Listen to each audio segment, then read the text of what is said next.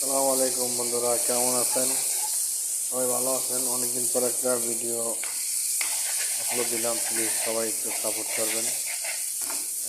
চিংড়ি মাছ রান্না করতেছি, তেমন একটা রান্না করতে পারি না, তাই ভাজতেছি, ফ্রাই করতেছি। সবাই দয়া করে একটু সাপোর্ট করবেন।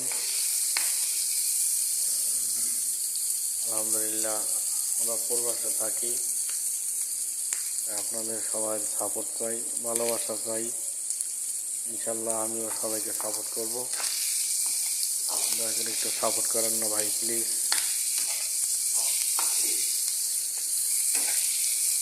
প্রবাসে থাকি আমরা, তেমন রান্না করতে পারি না।